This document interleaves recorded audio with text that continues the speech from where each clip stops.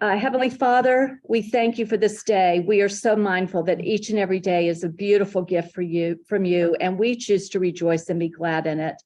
We are reminded that our hope is in you and you alone. Your son Jesus and his death and resurrection is how we get our salvation. Nothing else will save us, but you have placed us here for this moment in history.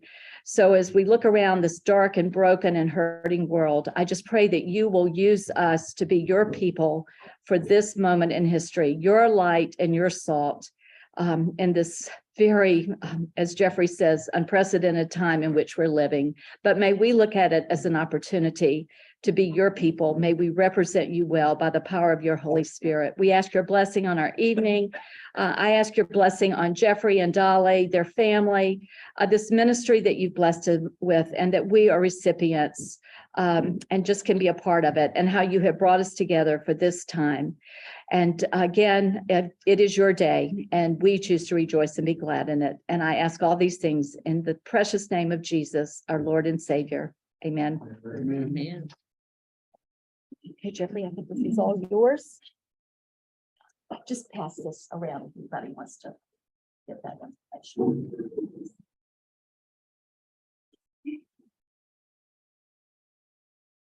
Well, good evening. Nice to see you all. And I wish we had 2 or 3 more sessions because we, as you know, if you've been keeping track week to week, we're probably a couple of weeks behind in our survey and discussion of the Francis Schaeffer book.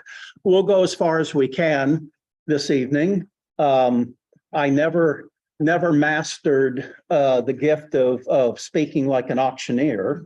In retrospect, sometimes I wish I had, but we'll cover at least a lot of major points this evening as we wrap things up. We're also, by the way, grateful to have with us this evening Dan Siegel. Dan, where are you? Oh, okay, Dan.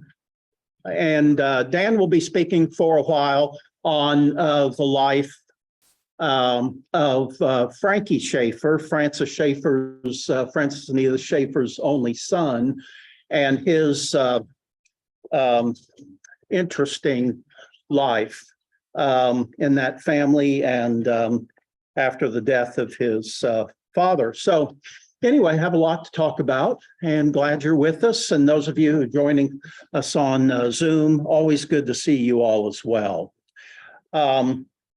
I wanted to start with just a brief reference to an article that came across my desk a couple of days ago. And this article immediately caught my attention because it's entitled "Christians Are Responsible for the State of American Politics." I won't read the whole thing, obviously, just a few excerpts from this article. American Christians have desperately tried to believe that politics can be left to secularists who besmirch themselves with temporal concerns. As good, fundamental, Bible-believing Christians, we'll just lock ourselves up in prayer closets, cloister ourselves in our sanctified communities, and pull up the drawbridge in front of our Christian schools. At the risk of being branded a heretic, I must assert, good Christian, your prayers for our nation are not enough. All the while, the internal forces of tyranny have marched forward, gobbling up the entire structure of American education, the arts, entertainment, and politics. This abdication isn't particular to any single Christian denomination. It affects all of Christendom. It goes on to say, we are called to action. Faith without works is dead. Christendom must rediscover the apostolic formula of prayer, piety, and action, or watch liberty devolve into totalitarianism, which we certainly see the prospects of that on the horizon. Christians have lost our culture, in part by lionizing, quote, full-time Christian service. Anywhere a Christian is called, is his or her place of full-time Christian service, regardless of your vocation. There is no inherent virtue in teaching at a Christian school in particular. Virtue lies in obeying the call of God, and what is sorely needed are men and women of faith in the, quote, secular vocations, impacting culture at its source. And he ends by saying, if you're not engaged in the culture or in politics, you've no standing to complain about lousy results or cultural rot. Sounds like something that Francis Schaeffer very well could have written, a real warning to American Christians, and one that's not sufficiently being heeded.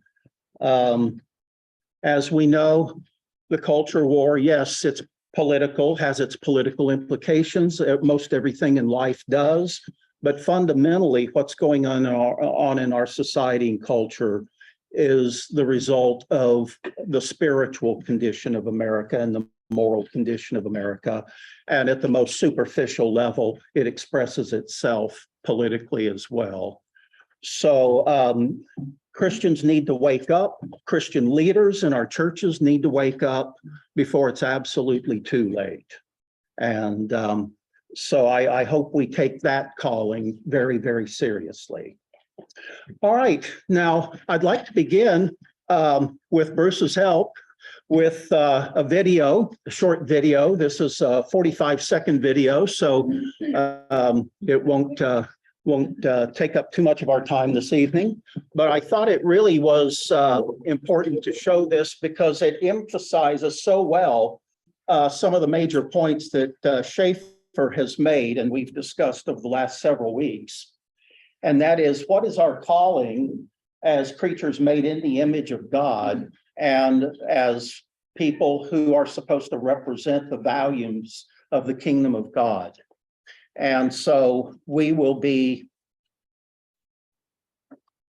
accessing a very, very short clip from a Woody Allen movie, Annie Hall, and a very, very appropriate. It's going back to your email. So I don't know where to find it. I don't know where it was. Here. This is a 45-second video with a 5-minute technological interlude. Let's see. Find it here.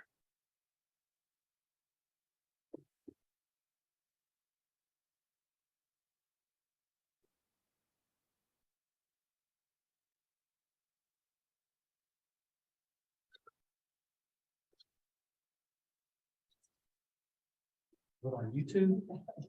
Yes, it is. Here we go. Woody Allen.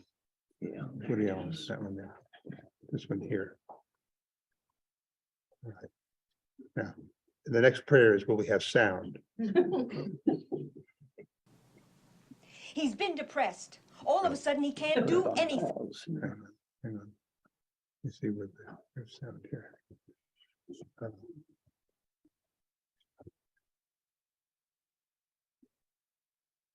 You are sharing sound from your computer, it says, Okay. but it's not sharing sound. Why are you depressed, Alvy? No, Tell Dr. Flicker. no. It's something he read. I can stop the share. Let's do this. Just set the share up again. It says share sound. Jeff, I could hear it. It was sharing the sound. Well, we can't hear it here.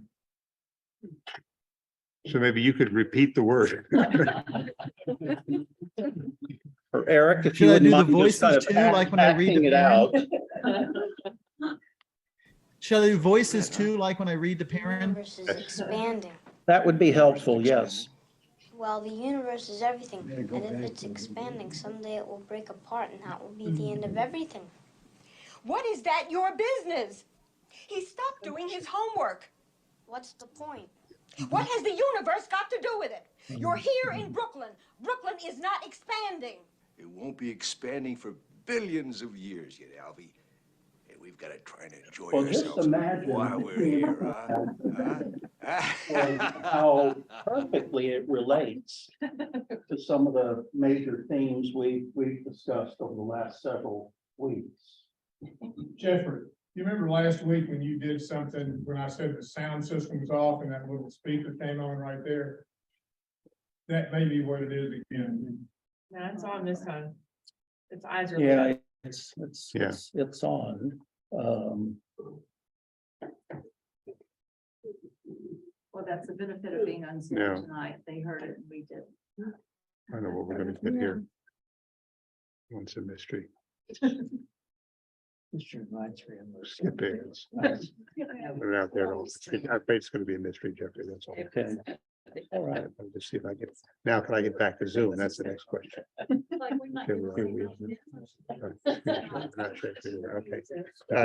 Eric, can you hear us? Eric? Yeah, I can hear you. Okay, well, we've abandoned the attempt. All right, well, I hope that was helpful. And so with that, we'll move on. Yes, If you Dan? want to sync the start button, we could play it off on my phone up here. We could just have the sound. No, that's from here under your microphone. Or you could just email it to all of us. Actually, Jeff, since the whole video is about the futility of existence, I say you just sort of demonstrated it in another way. Thank you, Eric. I really appreciate that. It's futile, it's absolutely futile. Dan, that would only be the audio, wouldn't it? Yeah. Yeah, thank you, but I think we'll just move on. It would lose the impact. Anyway, that was certainly well intentioned. All right, so let's go back to where we left off in our class last week, and again, try to cover as much ground as possible, covering the last 2.5 chapters of the book, which will be quite a formidable challenge, to say the least. Now, if you have your study guide, and if anyone needs a study guide, we have copies up here. You might check and see. We are on page 32. And this is in chapter 5 of our book, which is a review of some of the highlights of Francis Schaeffer's book, How Should We Then Live? So you got it there? Yeah. All right, so you see there on page 32, the totalitarian temptation.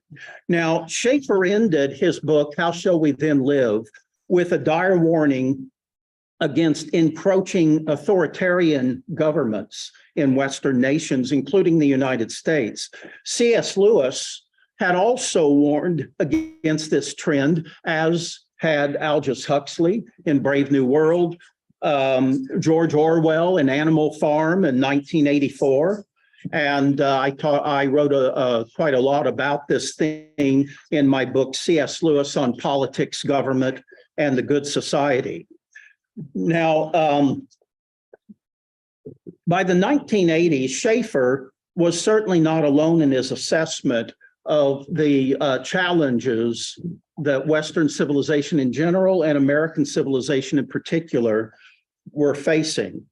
Even the evangelical establishment theologian, author, and publisher Carl F.H. Henry predicted a very bleak future for America and the post-Christian West unless a spiritual revival of absolutely unprecedented depth and scope soon emerged. So this is Carl F.H. Henry. Perhaps you've heard that name. He was well known in evangelical circles back in the 1950s, 60s, and into the 70s as well.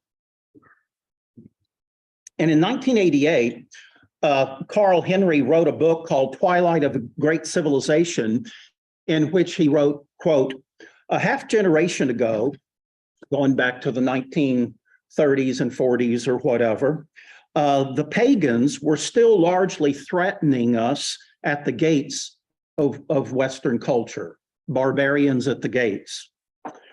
Now the barbarians are plunging into the mainstream. Well, of course, he's writing this more than 30 years ago. The barbarians are the mainstream in American society and culture, as you know quite well. But anyway, he says, now the barbarians are plunging into the mainstream as they seek to reverse the inherited intellectual and moral heritage that we derive from the Bible. We are engaged as never before in a rival conflict for the mind, the conscience, the will, the spirit, and the very selfhood of contemporary man. What does it mean to be a human being? A human being created in the image of God.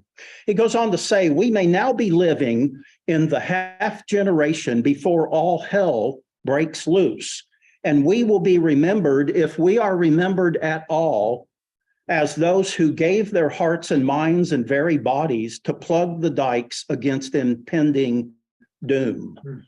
Again, now he's writing about 35 years ago, and he's just absolutely right on target. He was one of the very, very few mainstream evangelical leaders back in those days who was addressing issues like this. And in that respect, he and Francis Schaeffer developed a very close relationship and friendship. Now, Carl F. H. Henry was one of the founders of modern evangelicalism in the mid-20th century. He wrote a book in 1947 called The Uneasy Conscience of Modern Fundamentalism. We would call it modern evangelicalism. And he's calling on evangelicals in that book to actively engage our culture, thereby differentiate ourselves from traditional Christian pietism. Henry was involved in the founding of the National Association of Evangelicals, which has become, over the last several decades, more and more liberal in its orientation, by the way, than NAE, National Association of Evangelicals. He also was one of the instrumental founders in Fuller Theological Seminary, which likewise has drifted more toward a secular liberal orientation, Fuller Theological Seminary out in Pasadena, California. And he also was very involved in the Evangelical Theological Society. And Carl F. H. Henry was a founding editor of Christianity Today magazine, which, if you've been following Christianity Today over the last 20 years or so, you know that it's drifting more in that direction as well. So unfortunately, people like Carl F. H. Henry and certainly Francis Schaeffer were few and far between in evangelicalism. They were largely being ignored, and we see the consequences today. Now, increasingly, Americans need to guard against a government that seeks to control more and more of our lives, not just our public life, but now they want to control our private lives as much as possible as well.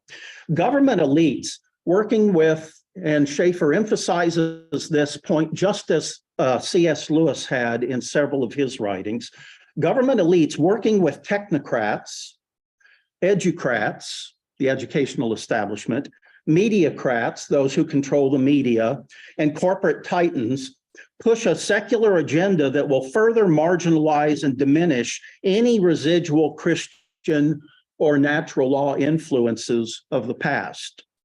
Schaeffer put it this way: as the memory of the Christian consensus of the past, or at least the Christian influenced consensus of the past, as the memory of that which gave us freedom within the biblical form increasingly is forgotten and neglected, a manipulating authoritarianism will tend to fill the vacuum.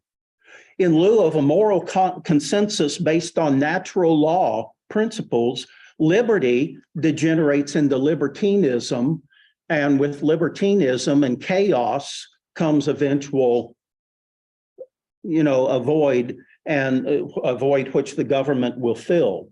Now, as the American social philosopher Eric Hoffer has noted, when freedom destroys order, in other words, when people misuse freedom and turn liberty into libertinism, the yearning for order will then destroy freedom. And again, we are facing those kind of prospects right now. An authoritarian elite, according to Schaeffer, will gradually force form on society so that it will not go on to chaos.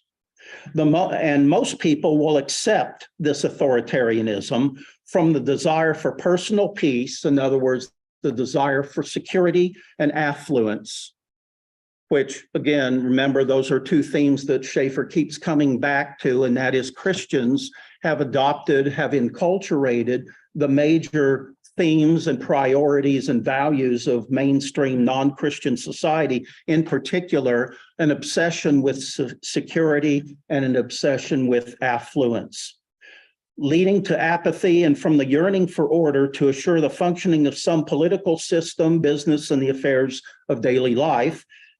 He continues, overwhelming pressures are being brought to bear on people who have no moral absolutes, but only have the impoverished values of personal peace or security and prosperity. The pressures are progressively preparing modern people to accept a manipulative, authoritarian government.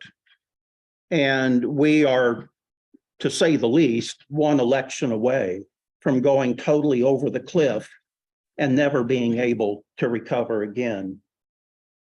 By the way, that emphasis that he's talking about on security and affluence, that's why I wanted to play that short Woody Allen clip from the movie Annie Hall, but maybe another day, another course, another year, another decade, perhaps, once we figure out how to manipulate the computer here.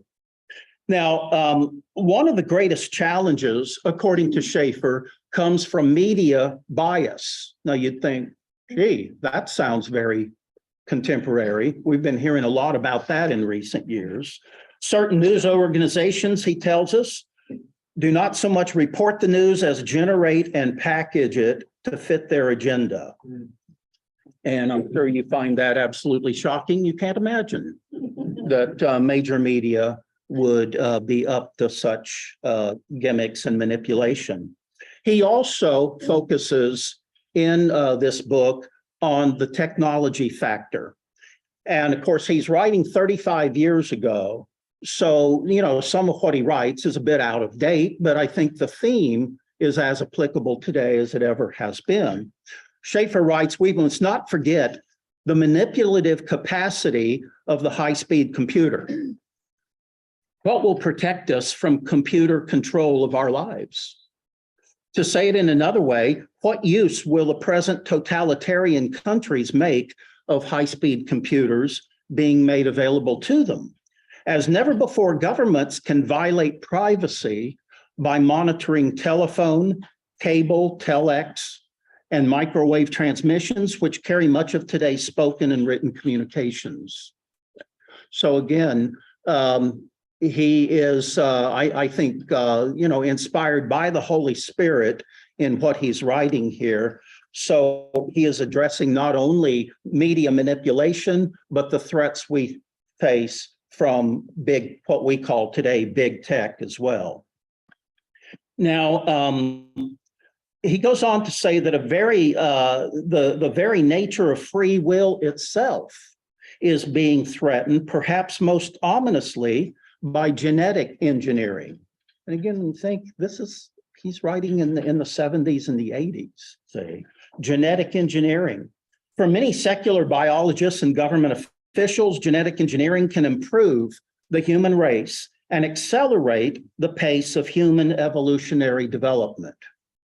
But it also holds the possibility of radically altering our physiology and rewiring our brains in catastrophic ways that we can scarcely imagine. Well, we can imagine it a whole lot more today than people reading this again 35 years ago or so.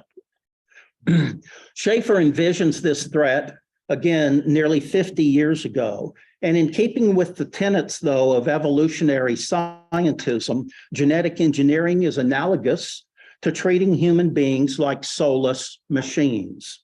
Considering the potential danger of mad science run amok, the most critical question to be asked is this, he says, who will control the controllers? Who will control these government bureaucrats and other government officials that want to micromanage our lives and manipulate us accordingly? The threat, he says, is real. he concludes by saying, it all sounds very much like the ugliness portrayed in C.S. Lewis's futuristic novel, That Hideous Strength.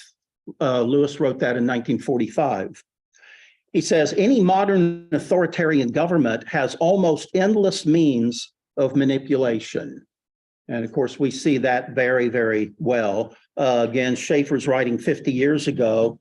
And how can issues like this not be a major priority for us Christians today as we consider what kind of people to support for public office, for instance?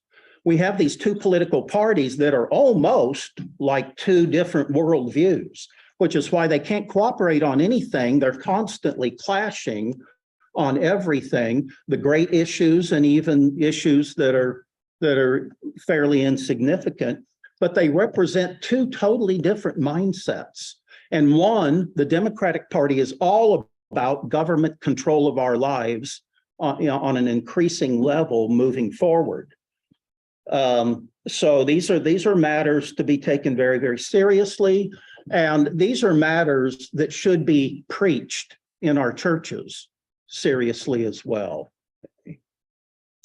Now, in 1977, 1 year after Schaeffer published How Should We Then Live, the French philosopher Jean-Francois Revel published a book called The Totalitarian Temptation, in which he proclaimed that the world was evolving towards socialism. Now, Revel was a French socialist, and he saw this as a healthy alternative to the kind of authoritarian communism, such as was flourishing in the Soviet Union and communist China at the time. But Schaeffer goes on to critique Revel's work as well. And for time's sake, I'll leave it to you to read about that in the book as we need to move on to the next chapter. But a few more points before we do just that. Now, Schaeffer, and if you're following along there, this would be on page 34 in your study guide. Schaeffer makes the point that the United States has been unique in all of world history. It is a very unique nation due to its Christian principles and influences that were incorporated into our society, into our culture, and into our political system even. And Schaeffer makes the point that as these influences, these Christian influences, begin to disintegrate, and again, he's writing back in the 70s, think of the situation today, how much worse it's gotten.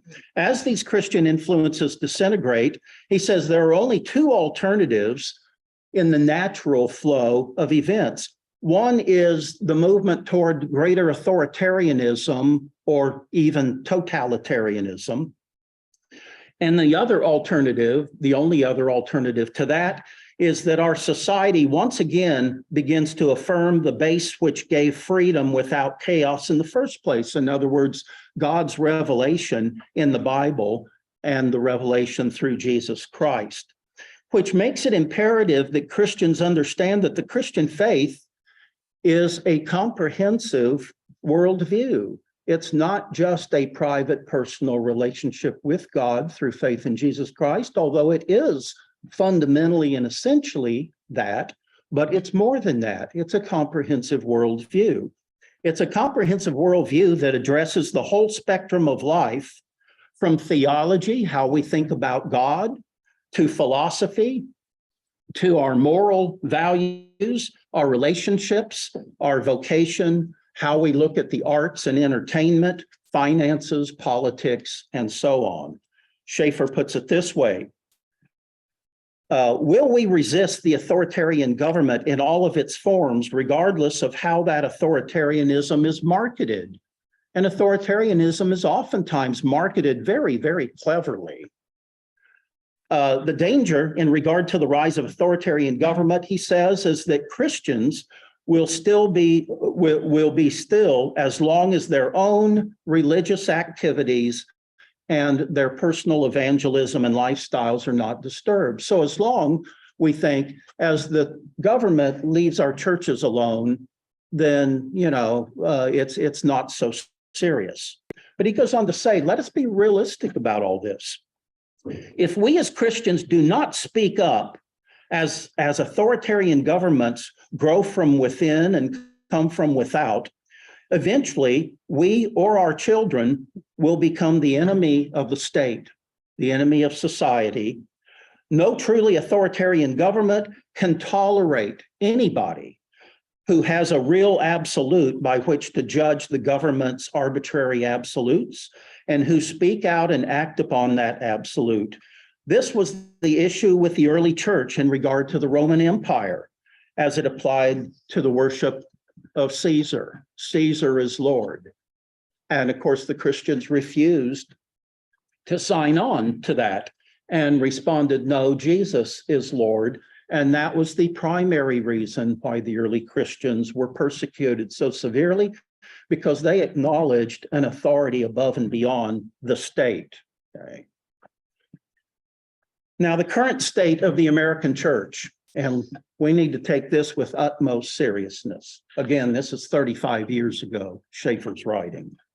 He says, unfortunately, due to a lack of understanding regarding the great philosophical and cultural challenges of our time, and a corresponding lack of emphasis on holistic discipleship, Schaeffer has little confidence that the church will provide the kind of wise guidance and support that Christians need. He puts it this way: much of the church, when it comes to these kind of issues, much of the church is of absolutely no help. Perhaps you've noticed. Because for so long, most Christians have generally accepted the mainstream values of our society and our culture. In other words, personal peace, prosperity, and an easy and comfortable life. Schaeffer says, I believe the majority of the silent majority will sustain the loss of liberties without raising their voices as long as their own lifestyles are not threatened. And then as far as kind of a summary on this chapter and on his book, How Should We Then Live? Schaeffer dedicates the book to his son, Frankie, who also produced a film series on the book. The book and the film had a dramatic impact on tens of thousands of Christians. Os Guinness, probably a familiar name to many of you, one of our wise Christian sages of the modern time. Os Guinness writes, there I was as a student in the middle of, quote, swinging London in the 1960s. And no Christians that I knew understood what was going on at all back then. Then a friend took me to hear this strange little man in Swiss knickers with a high-pitched squealing voice. I was intrigued. Then I got hooked. Schaeffer was the first Christian I met who was concerned to and capable of connecting the dots and making sense of the extraordinary times that puzzled and dismayed most people.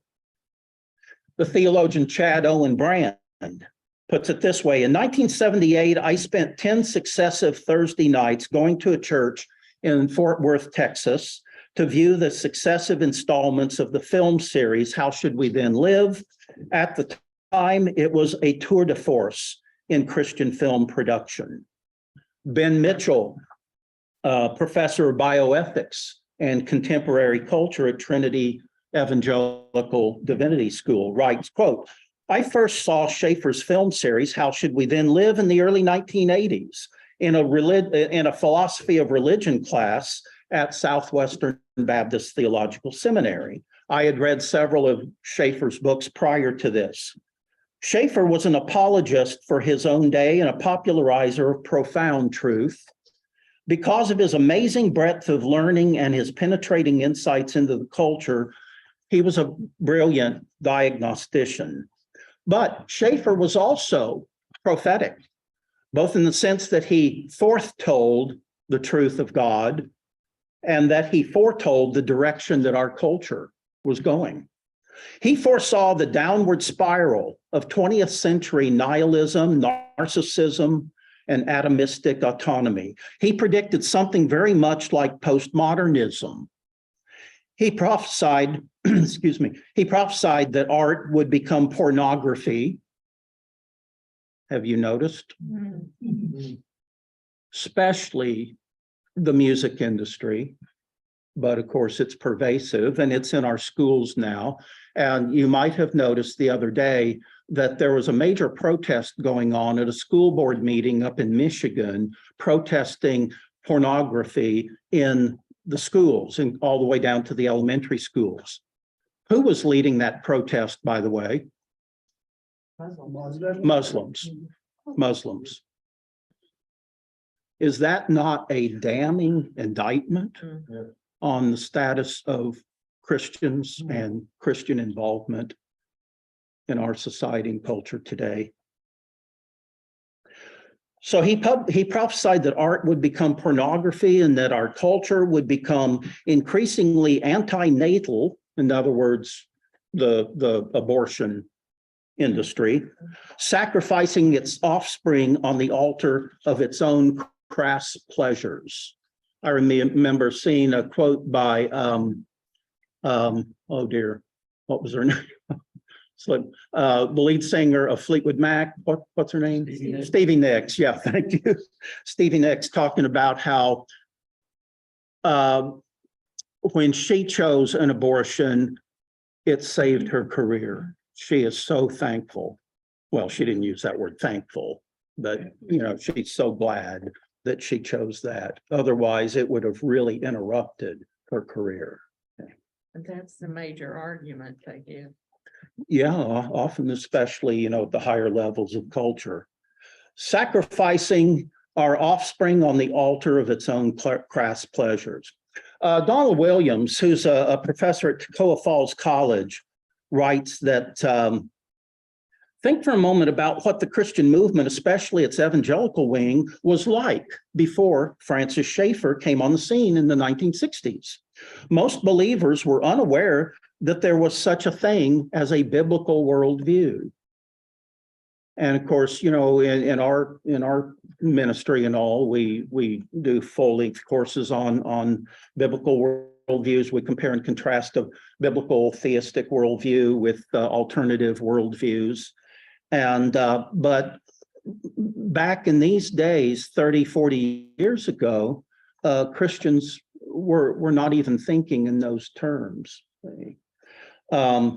He goes on to say, they did not think the intellectual, the social, and cultural issues of the day were anything they needed to be concerned with.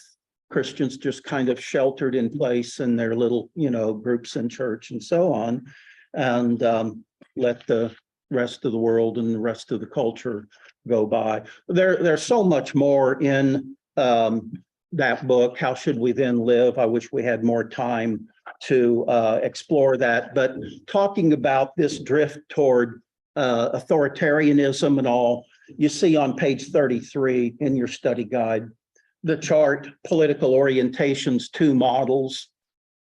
And I'll just briefly address this because there's so much confusion about these labels. Now, words mean something, and we need to use words and terms as specifically and accurately as possible so as to communicate truth as clearly as possible. But a lot of man-made terms change over time. The meaning, or at least the connotation, changes over time. And oftentimes we just kind of let it go because it doesn't really matter. Now, if you went back 50 years ago and someone declared himself to be gay, then you would have thought, well, this is a jovial, happy fellow. But of course, that word has changed in its connotation. And, to an extent, that's fine. We don't really need that word. But then there are other words that truly are sacred, and we need to fight as hard as possible to maintain the integrity of these words, such as, for instance, God. What do we mean when we use that word? And do we use it correctly? Christianity, what about love? Boy, talk about one of the most perverted words, used in our culture. So there are certain words that are virtually sacred, and we need to fight to uphold the integrity of those words. Now, with that, when we look at political orientations, and when you're watching the news, listening to the news, and a political commentator is pontificating on events, and they use the terms moderate and left wing and right wing and so on. Well, what they have in mind is this standard linear model that you see here. So let's start in the center. And for most of our cultural influencers, the center, the moderate center, well, that's basically liberalism, okay? Modern liberalism, not classical liberalism. Again, the meaning of the word has changed over the last centuries. But they're talking about, moderate political orientation is mainstream liberalism. If you go a little further to the left, though, you start going into the realm of socialism. And then on the far left, you would have Marxism and communism, okay? Total authoritarian, totalitarian political systems. Now let's go back to the center, to the liberal moderate center. And if you move to the right wing, you have conservatism. And then even further than that, you have libertarianism. And then at the farthest extreme, you have Nazism and fascism. That's far right. Does that strike you as absolutely illogical? Absolutely. Yeah, and yet that's how things are described. In fact, I heard somebody who you all would recognize, a Christian commentator, a few days ago, and he used this standard model and was talking about moving to the right, conservatism, beyond conservatism to libertarianism, and then on the far right is fascism and Nazism. That makes no sense. It's totally illogical. Pardon me? It makes no sense. Not at all. Nazi is a contraction for German words that mean National socialism. So it should be on the left over here with communism. Absolutely. Absolutely. It's a totalitarian, authoritarian political philosophy. Now, there were a few differences between Nazism and fascism as practiced by Mussolini and Hitler. There were some differences between that and the communism you had going on in the Soviet Union, but they're far more alike than they are different, which leads to the revised two-dimensional model, which I think is far more accurate. And that is, it's all about state control over our lives and over our society and culture. So you look at the, is that the y-axis, up in the vertical one, and how much control does the state have over the economy? Well, at the top would be total control. At the bottom would be little, if any, control, okay? Then the other factors to consider, how much control does the government have over our society in general and our culture? And there you go from very little to extreme. So what you find is that, now I think we use the example of imagine a map of the United States, okay? So San Diego, that's anarchism or libertarianism, okay? See, it's down in that corner. Very, very little government control over either the economy or society and culture and so on, people's lives in general. The original US Constitution, well, that's more like Phoenix, Arizona, which by our standards today was, again, very, very small government with very, very limited control. You move on up the scale to contemporary conservatism, then above that to modern liberalism, more and more government control and authority over most issues of life. Although when it comes to modern liberals, what is it that they don't want the government to control? Well, pornography, drugs, illegal drugs. I'm sure we could name, several other things as well. That's why modern liberalism, I have a line that kind of spans, it kind of depends on the issue. But move on up the scale, and by the time you get to New York City, that's fascism. And Boston, well, we're in the realm of Marxism and communism, or as we said, I think a couple of weeks ago, Harvard. Okay, not Yale, not Yale, Bruce, Oh, yeah. but Harvard. So this is the only model that comports with reality. And yet we're constantly fed this model at the top, which again really distorts and skews the reality of the situation. We don't have much time, but any comment just real quickly, Bruce? I'd always heard vis-a-vis that top model, that if you took it and bent it around into a circle, right? You have a situation where the further right you got, the more similarities you had with the left. Which is exactly. Exactly what we see here. Nazism and fascism and Marxism and communism are not separated. They're not at opposite polar extremes. No. They're basically the same thing again, but come to from a different direction. Well, Sorry, I don't like it. yeah. I put it more, in the revised model, and that is there were distinctives between Nazism and Soviet communism, but again, far more alike in terms of government control over people's lives. Anything else, just real quickly, and then we'll move on.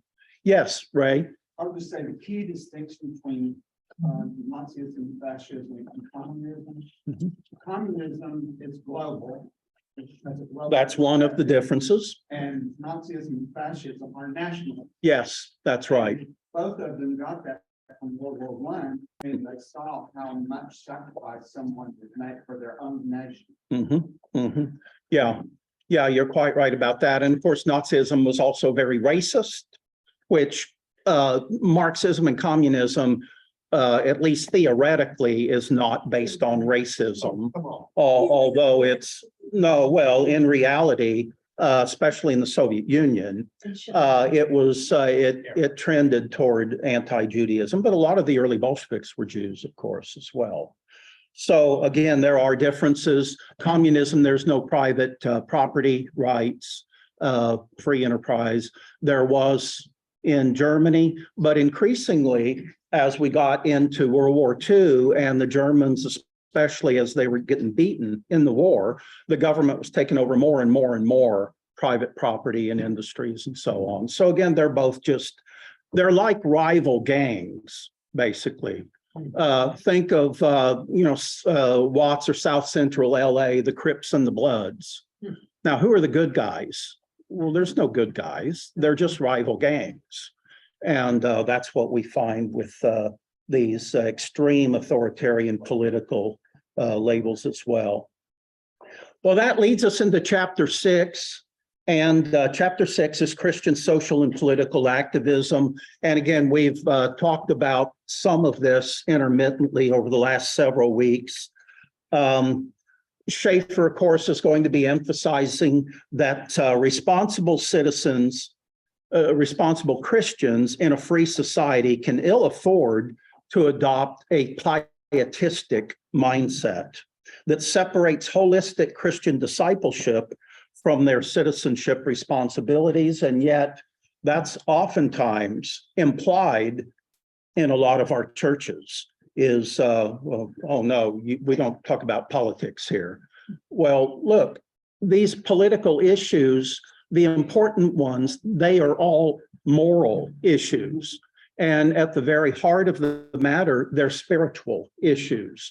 So to say that there's certain political issues that we don't want to talk about because they're divisive and controversial, well, of course, everything in life that's important is divisive and controversial. But that's tantamount to saying in our church, there are certain moral issues that, oh no, we don't want to get involved in that. It's too controversial. And of course, that's absolutely irresponsible. Many evangelical Christians have been led to believe that we should be as apolitical as possible, so as to eliminate any unnecessary distractions or impediments in our witness to others. I'm sure you've heard that. You may have even heard it in church in the past.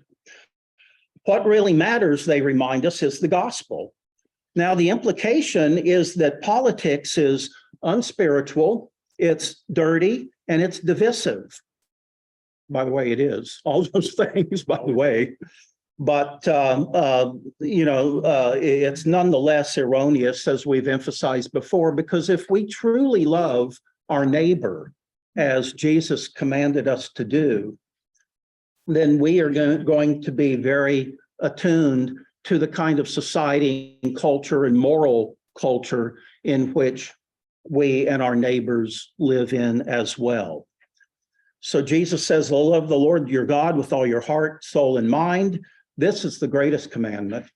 And the second is likened to it, love your neighbor as yourself. In other words, treat others in the same way that you would want them to treat you. And the question is, and I think we've addressed this before, how can we possibly love other people if we are totally indifferent toward the kinds of laws and the kinds of public policies and the kinds of programs that regulate and oftentimes even control their lives?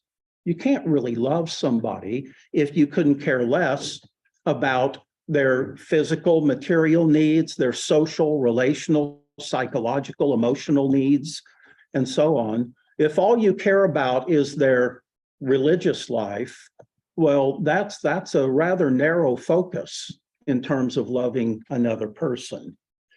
And again, I think for time's sake, I'll move on here because we have come back to that from time to time over the last several weeks.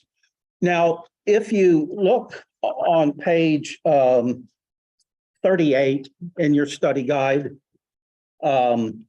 beside the picture of the Hebrews in the wilderness worshiping what in the Bible is a golden calf, in our society it can often be worshiping the golden calf of nationalism or patriotism.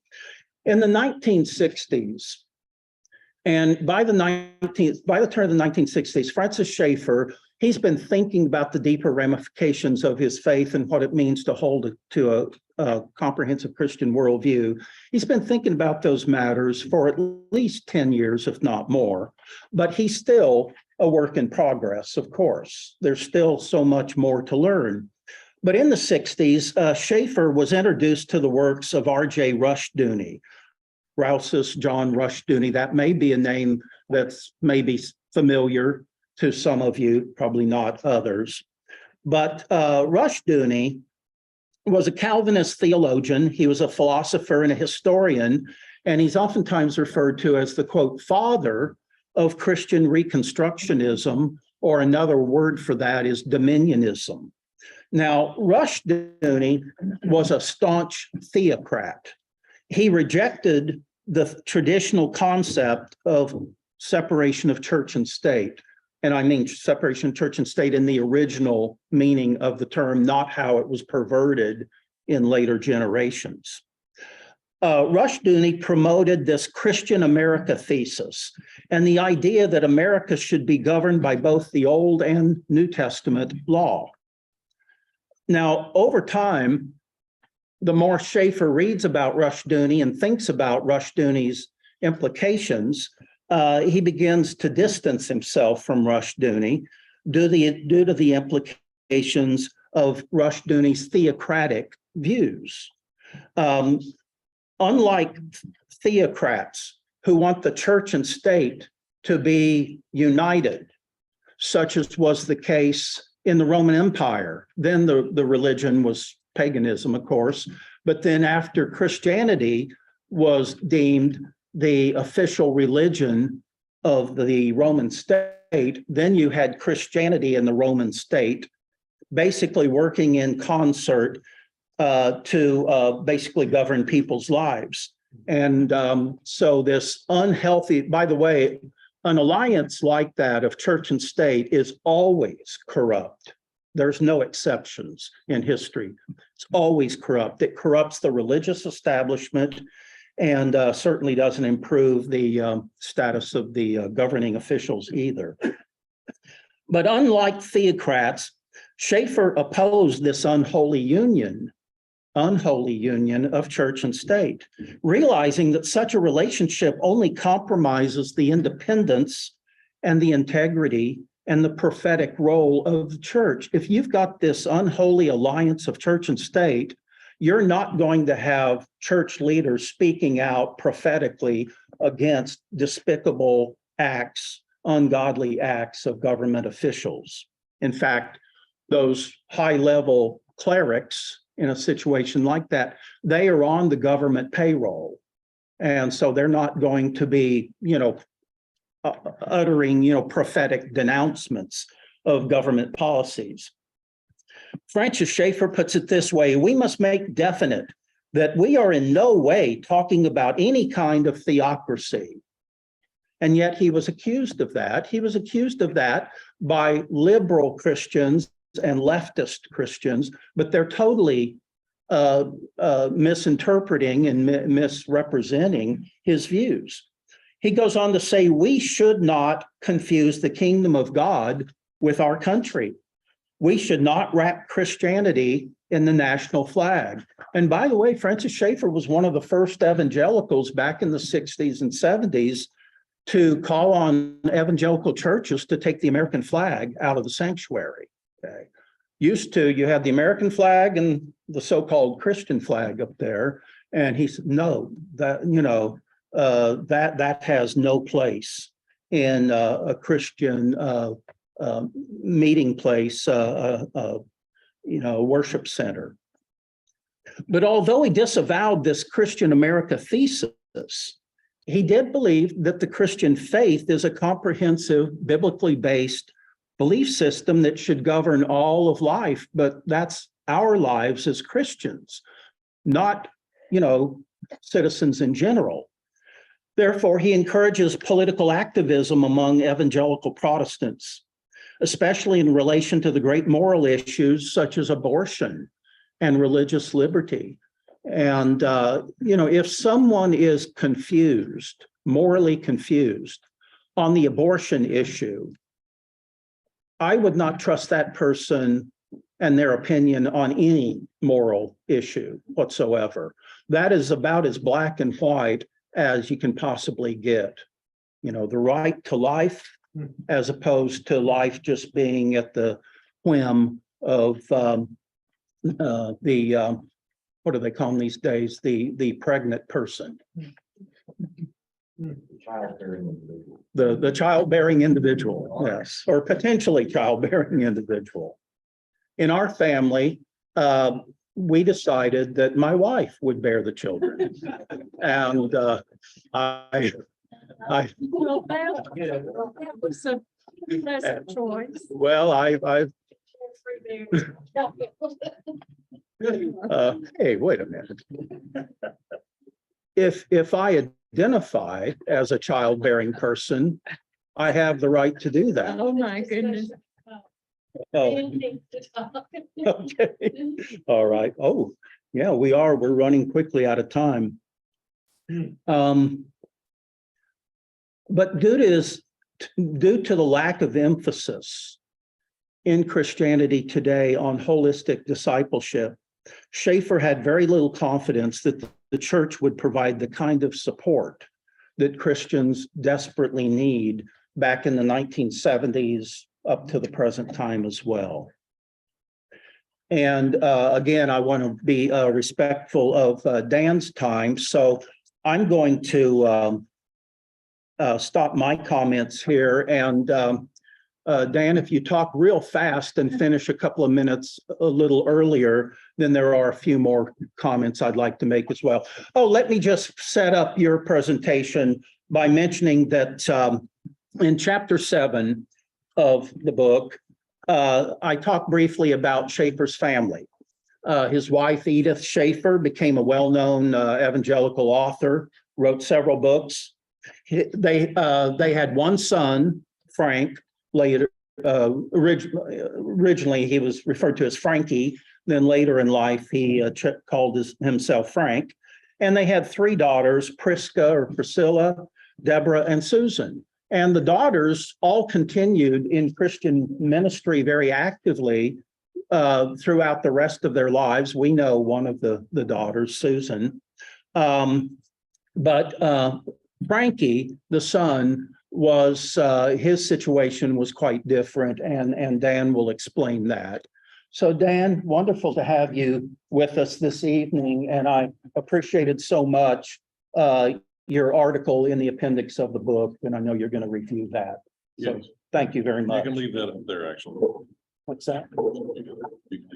Okay.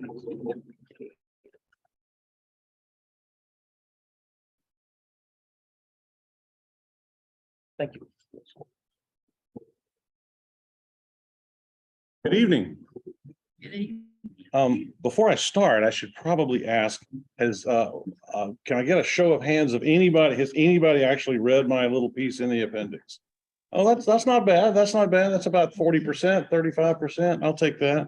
It's not the ego gratification. I just didn't know where I should begin on my story of Frankie. So basically, yes, he grew up at Labrie, which is a pretty wild place in the 1960s.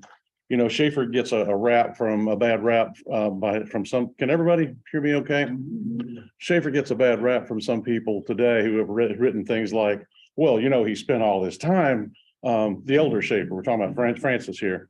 You know, he spent all this time, you know, he didn't read a lot of books. He read things like Time and Newsweek. And it's like, well, that's almost like saying a researcher today, he spends all his time on the internet. And it's like, yeah, Schaeffer wanted to understand where the flow of ideas in the culture were going. So you always have this pattern where some crazed intellectual says something a little nutty, and then suddenly there's all these echoes, and you didn't expect the echoes. You didn't expect people to sign on to this crazy idea and then follow it, and it become a mass movement that takes over whole continents. Nobody expected that sort of thing. And so to be able to track the flow of ideas is very valuable, and we're all indebted to Dr. Schaeffer for his, as Jeffrey was just saying, his prophetic analysis. You know, I was a 60s kid. I was raised in the middle of a milieu. I had to say that in a milieu in the middle of the 60s, and much, you know, I had a motorcycle gang across the street from my house, and I would hang out over there because I liked the shiny chrome. And until one day the gentleman told me about making a pact with the devil.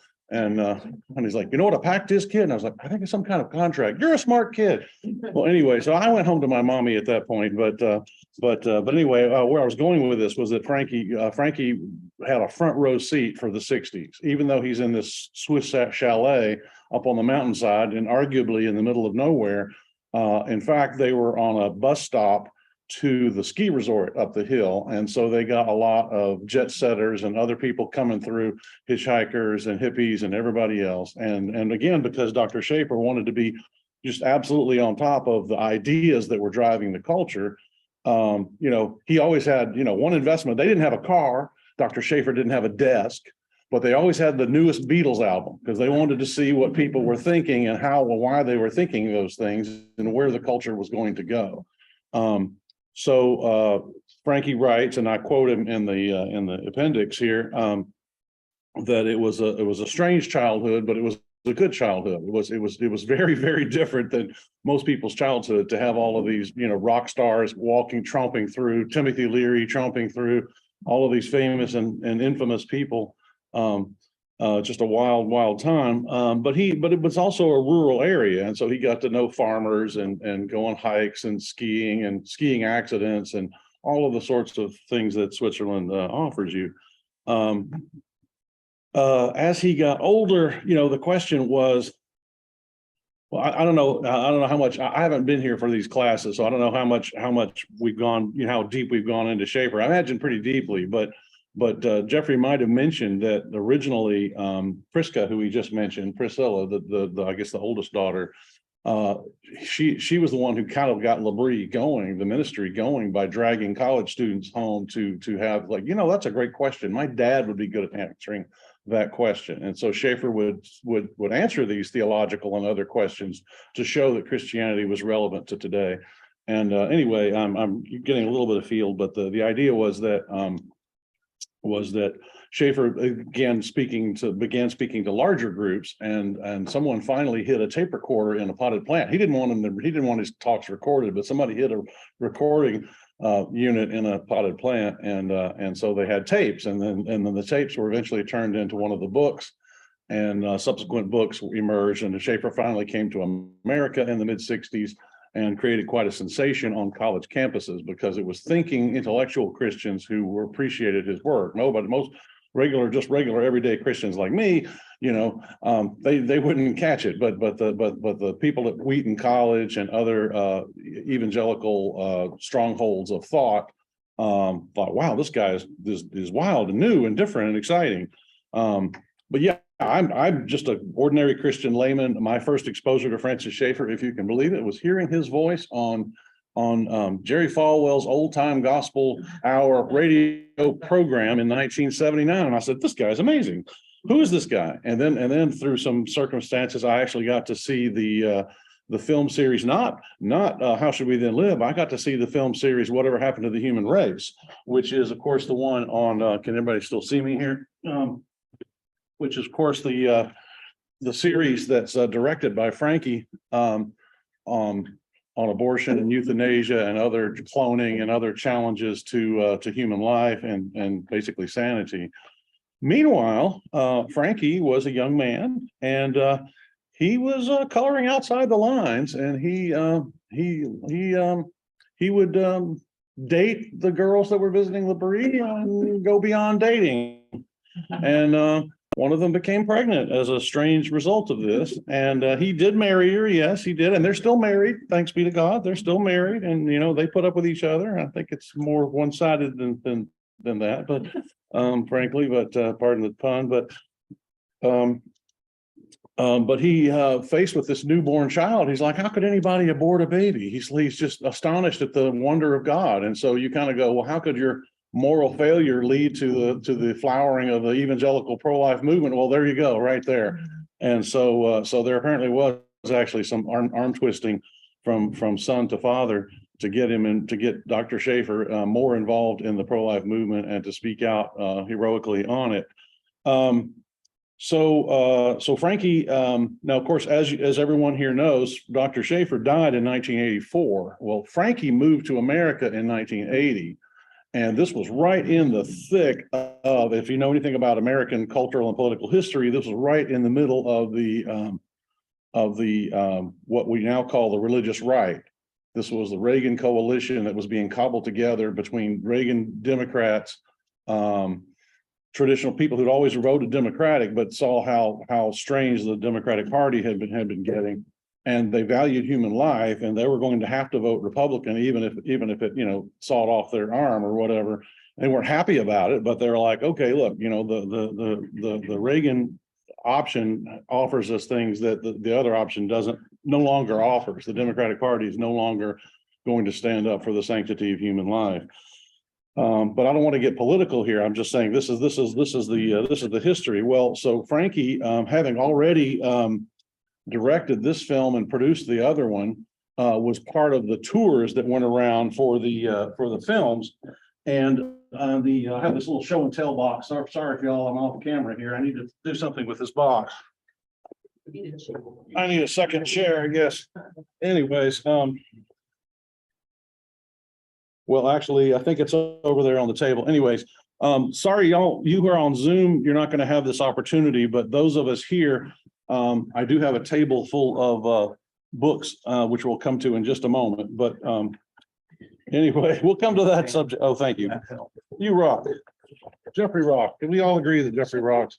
All right, let me knock this out here in just a couple more minutes, because I would very much like to hear your summary statements on things. Frankie became kind of a name in his own right as Dr. Schaeffer's cancer spread, and he was able to keep fewer and fewer of his speaking engagements. Frankie would take over for him, and meanwhile he had been writing books such as Addicted to Mediocrity, about Christians' lackluster, evangelical American Christians' lackluster performance in the realm of the arts. He wrote a book, A Time for Anger, about the media. And and I happen to tell you, even though I am still just a Christian layman of no great note or anything, I was part of a study group, and when we were watching Frankie, even then, this is in the mid 1980s, and trying to make sense of where he was going. And I remember we would see books like this, and we go, but Frankie, with you, it's always a time for anger, because he is very voluble emotionally. He, even today, he talks about his rants. I went on a rant today on this subject. And so he goes completely out of control and goes on this rant. And then later he sort of patches it up and says, well, I went on quite a rant, didn't I? Kind of a thing. So, but he was doing great work, is my point here. This is a book by the late late Joseph Scheidler of the Pro-Life Action League in Chicago. And here you see Frankie on the back cover, who Frankie writes the introduction to the forward to the book. And there's a picture of Frankie on the back. I didn't catch Frankie's last name. Oh, Schaeffer. Is he He is the Schaeffer's son. son? He is Schaeffer's son. Yes, ma'am. Okay. He was concerned to address a lot of failings that he saw in thinking evangelicals. And I don't mean working class persons like myself, but actually, the intellectual end of evangelicalism was falling, just as secular intellectuals were falling. They were falling for, errors that even unbelievers had now already begun to see the failings of, like socialism. And so if you were a Wheaton College student, you were going to have a copy of Rich Christians in an Age of Hunger, which was a book, which was about the great wealth gaps between capitalism and other countries. Now, whether the other countries are poor or ours are rich, or where's the cause? Where's the line of causality? Is it our fault that these other countries are poor? Wasn't our country poor at one time? In other words, what if the United States and the West and Britain just happened to latch on to a set of economic understandings that produce wealth and other countries didn't? That it's not really our fault. We didn't cause their poverty, because everybody was poor 500 years ago, right? We have pleasures and luxuries that the richest kings of Europe never had. We have microwave ovens that rotate and everything else. But anyway, so one of Frankie's projects was this compilation called "Is Capitalism Christian?" Now, he didn't write this book. He wrote like the introduction to it, but he compiled, or had friends who helped him compile, this astonishingly good list of contributors, which is very good. Frankie in these years was publishing a newspaper, The Christian Activist, which was quite superb, actually. And it had some advertisements, including advertisements for Labrie conferences and Dr. Schaeffer's books and things that were sort of in-house nepotistic projects and things. And that's fine. But it was also a very high level work, actually. And this is like one of the few surviving copies in America, is from my research. Another thing that he did, this is another book of his, Bad News for Modern Man. I'm coming to this one in a second, and I'm going to give it back to you, Jeffrey. This book comes, this of course is a play on the Bible translation called Good News for Modern Man, today's English version or whatever. So Bad News for Modern Man is his idea of a pun. Well, one of the things he was doing, and this is the really cool thing, the thing I value Frankie for what he was trying to do at this time, was he was articulating and assembling a comprehensive, interlocking, mutually reinforcing, comprehensive Christian agenda and curriculum. There was a certain set of books that he thought we should all not only read, but we should all have read. By now, we should have this broad-based understanding to be able to even interpret what's going on out there, right? We should already have read this book. So the first thing I have to do, since you haven't read them, the first thing I have to do is lay out the assembling of these books. And some of them became, because of his recommendation of these books in the newspaper. In the newspaper, they're called the must book list. These are books you must read. In Bad News for Modern Man, if you get a copy off Amazon for a couple of bucks, turn to the chapter entitled The Literature of Christian Resistance. And he lays out all of these books that he's recommending at this time. Now, he recommended a few more later. I have, again, sorry for folks on Zoom, but for those in the room, I have many of the books that he recommended that are part of this sort of comprehensive Christian agenda. And those are all from the 1980s. So we would obviously, if Frankie was still continuing in this vein, we'd have a much bigger table and different books. But these are really intense and still worthy, by the way. Only very few of these have any sort of information that's been superseded. But anyway, because of his recommendation of these books, they became big sellers. And so the publishers would reissue some of these books and with his name on them, even though he didn't write the book. So here's an example: Panic Among the Philistines by Brian F. Griffin. This is about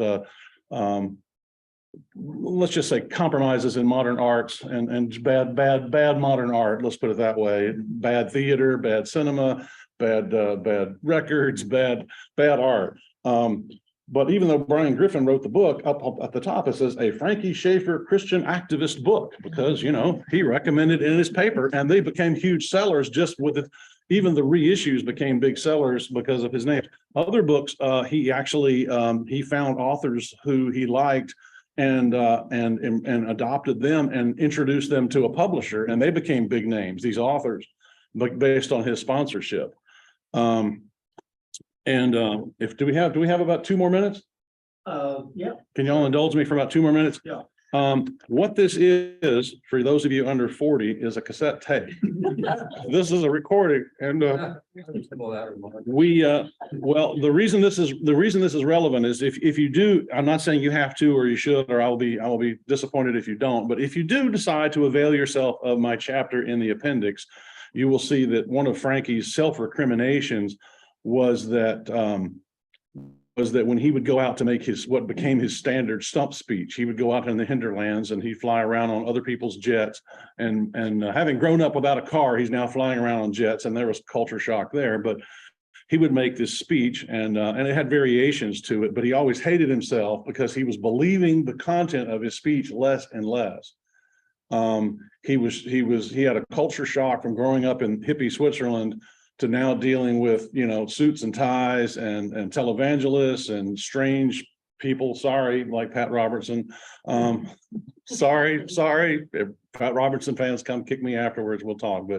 But there are some odd personages in that world. I won't even pick on Pat. I'll just, I value some things he did. So we'll leave it there.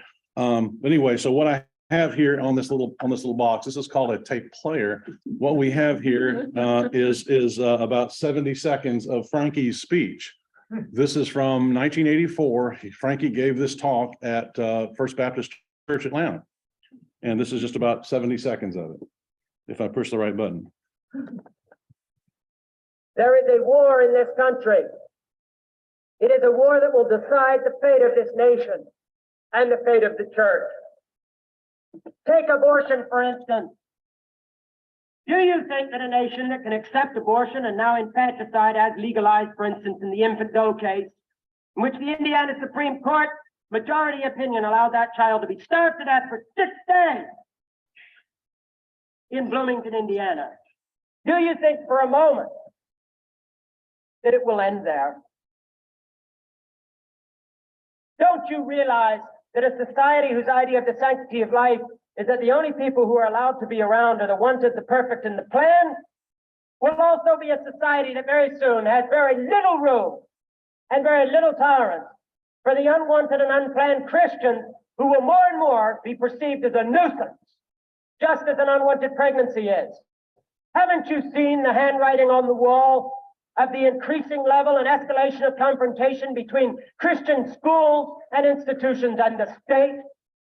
What do you think it means that the ACLU and the NEA and the IRS and a number of other official and non-official agencies are increasingly on a collision course with the church? There is a pattern emerging in this country, and here it is. It is a pattern of a silent, apathetic majority that is piece by piece allowing its nation to be stolen from it. And believe me, any study of history will show you that you cannot just suddenly wake up and reverse things. Both in the judgment of God and in history, there comes a point of no return. Now, Well, then what happened?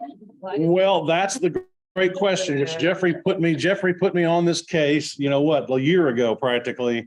and said, you know, you got to tell me, okay, why did he wander off the reservation? Why is Frank Schaeffer now a bitter leftist who writes books condemning? Here's his book, Crazy for God, where the subtitle is How I Grew Up as One of the Elect, Helped Found the Religious Right, and Lived to Take all or almost all of it back. And actually, he's taken more of it back since he wrote this. This is from like 2014, I think. He's taken even more of it back. Well, that is the great question of why, Frankie, did you wander off? Well, he very quickly, he was very, very annoyed with basically us. You know, he was annoyed with the American churchianity. He was annoyed with but again, a lot of it, he's an artist. He's a sensitive artist, or so he would always have us believe. He's a sensitive artist, and we're kind of boorish and gross, you know. I'm not cultured. I don't have a beret. I don't have a goatee. I don't write poetry.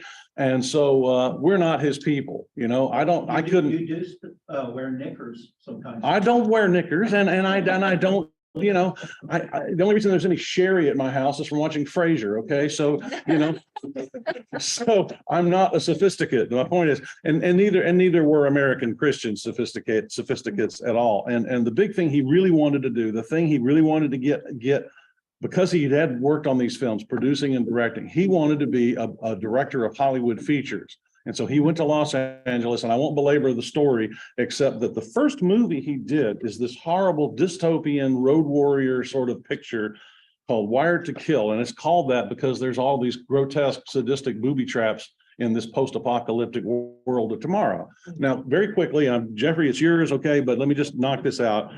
Very quickly, there is, of course, as you know, the distinction between a singer and a singer-songwriter. The singer-songwriter is writing his or her own songs. They are expressing their heart. Well, similarly in film, you have the studio system, and then you have what the French call the auteur theory, of the author theory of filmmaking, in which the director is sort of giving you his vision as opposed to just doing a job, right? Well, so what Frank says now is, oh, you mustn't look at these films as because they're terrible, horrible, no good, very bad films.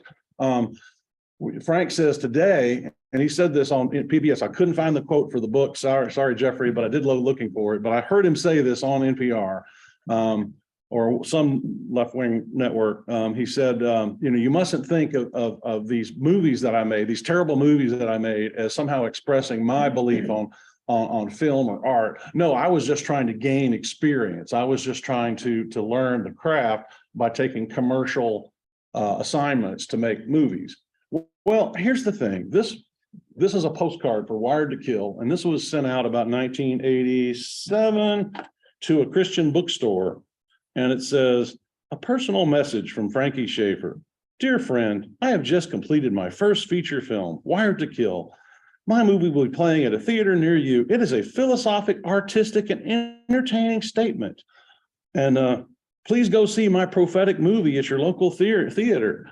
You know, it sounds to me like he did believe, at least in this one. And so again, this raises the whole problem. And to you, Millie, this raises the big problem with interpreting the reasons for his departure. His stated reasons for departing from our midst are mostly aesthetic, and he admits this, that you know, we were just gross, and we got on his nerves and all this. The problem is that Frank, in my view, is not completely honest with himself about his reasons for anything. For example, Crazy for God, and with this I'm done, I promise. He says this is a memoir, not a biography. To footnote this story or to have done research into dates and places and to correct the chronology would have been to indulge the conceit that my book is an objective history. It is not. What I have written comes from a memory deformed by time, prejudice, flawed recall, and emotion. Well, so even when he gives his reasons for leaving, he's telling us up front, don't believe me. Anyway, thank you all. Have a great night, and happy Thanksgiving, Merry Christmas. You stop by. Jeffrey had a question. I know we talked a lot about this months ago, about why he first of all left evangelical Christianity for Eastern Orthodox Christianity, because he was so impressed by the by the aesthetics. Yes. In an Eastern Orthodox tradition and so on. But then he went from there to eventually calling himself an atheist who believes in God. Yeah. Of course, it's a contradiction in terms. Well, that just reflects your pre-postmodernism. You're not postmodern enough to wrap your head around. So you still believe that A is A and A is not non-A. You still believe in this principle of non-contradiction, but go on. How did you come up here so the Zoom people can hear? Yeah. Is that- Well, Yeah, I'm talking to the stranger off camera. His name is Jeffrey Brashears. You should get to know him. He's a great guy. So we talked a lot about this months ago, and I think you're quite right in that he generally was very dismissive of American evangelicals. He thought they were not sufficiently cultured. He didn't like the culture in evangelical churches in general. Now, my understanding is, even though he grows up a son of Edith and Francis Schaeffer, he admits that he never actually had a conversion experience. What would you say about that, a spiritual conversion? He mentions in Crazy for God, praying what he conceived to be a sinner's prayer, but yeah, but much more often in the quotes that you'll find in the appendix, he says repeatedly, he says that it was basically like osmosis. I just sort of caught it like an infection. I was in this environment. Well, we all know the saying, God has no grandchildren, only children. The fact that you grew up in a Christian home doesn't get you into heaven. But it's a great place to find sanity in most cases. Ray has a comment or question. He wrote a book series. One was Portofino, Yes, and he wrote that in 1992. yes. Okay, I don't think he had completely divorced from evangelicalism at that point, but when I read that book and finished it, I was totally disgusted. Have you read Portofino? I have not. Portofino is indeed a series. It's part of a series. He wrote a series of loosely autobiographical novels. They say if you want to be a writer, write what you know. And so what he did was wrote a fictionalized story about a young man who grows up at a religious commune in Switzerland. And so the book is called Portofino. I think the sequel was called Zermatt, which is a ski resort, and the third one was Saving Grandma, because in fact his grandmother did come to live at L'Abri.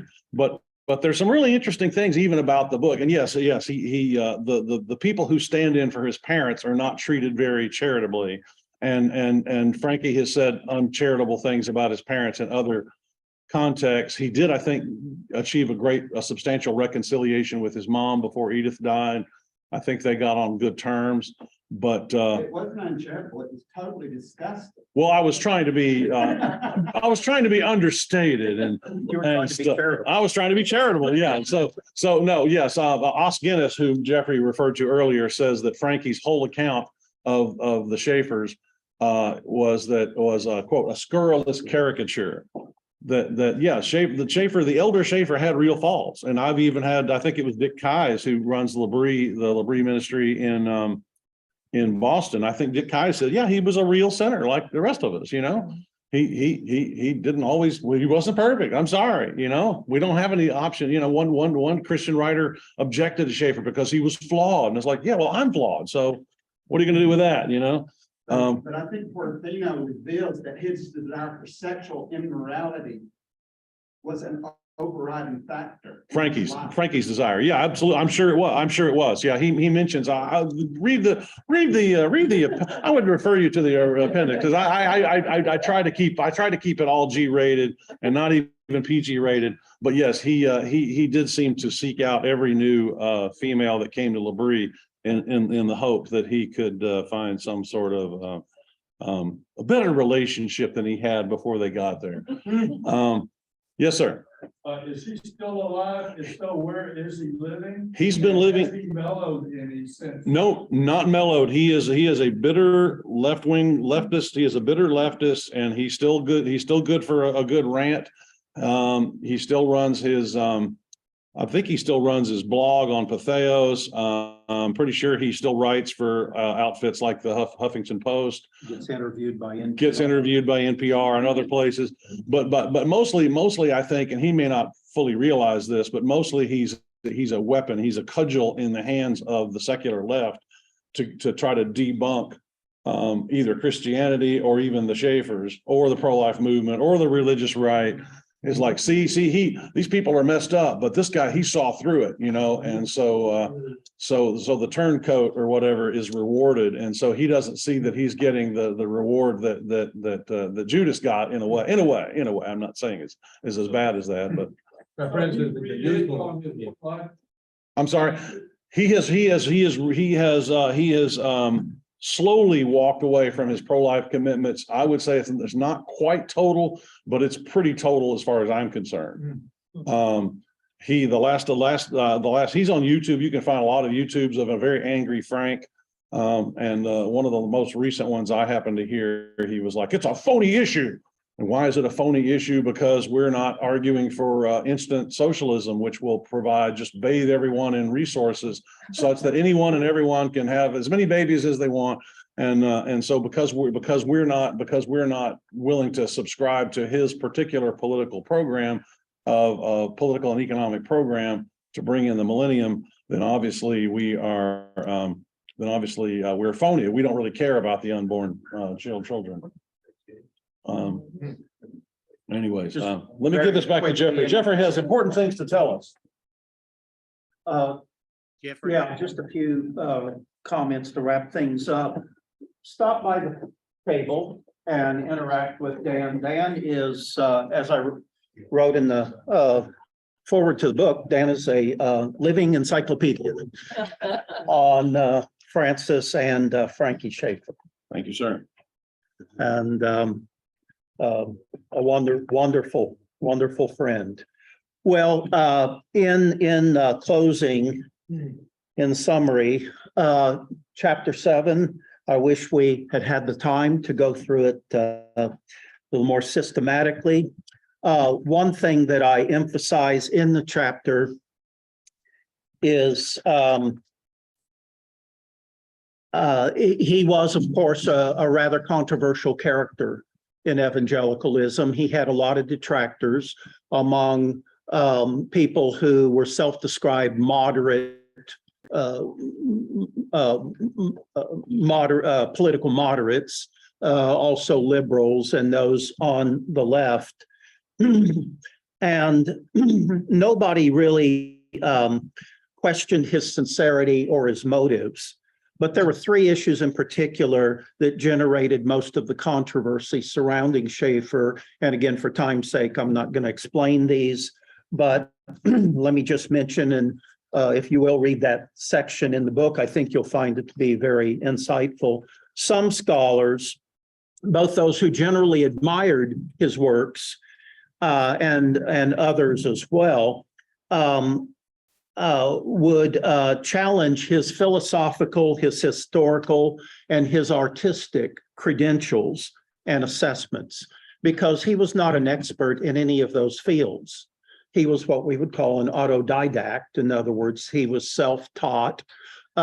He got basically just a typical seminary education that most pastors would get, kind of a master's level, of course, in seminary, but he was self-taught when it came to philosophy, history, art, and so on. And so he's oftentimes been discredited for making assertions and issuing opinions on matters that he wasn't quite qualified to do. Well, what I would say in his defense is, at least this is a man who could see the forest for the trees. Unlike so many scholars who focus on individual trees, or if you're in my field, which was history, it wasn't that we had historians who focused on individual trees and ignored the whole forest.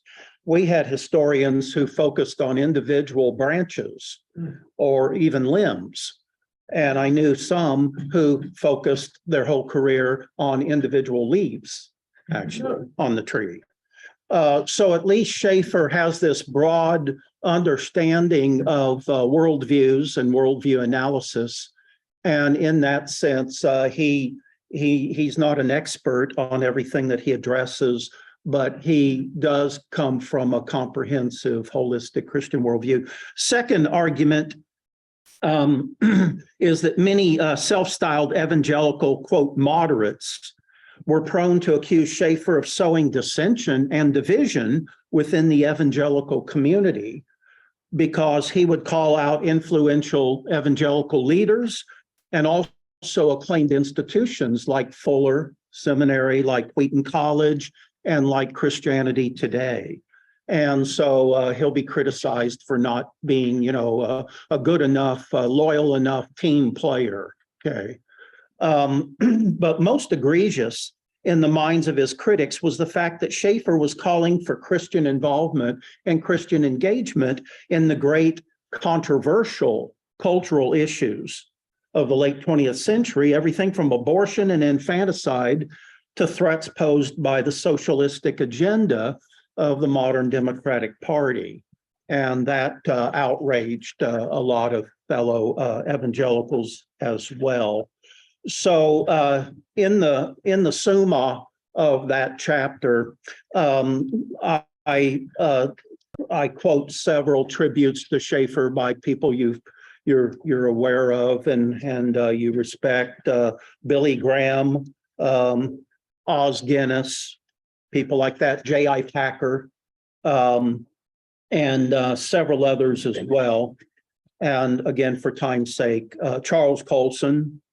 Colson writes, "I'm deeply indebted to Schaeffer for the huge impact he had on me over the years."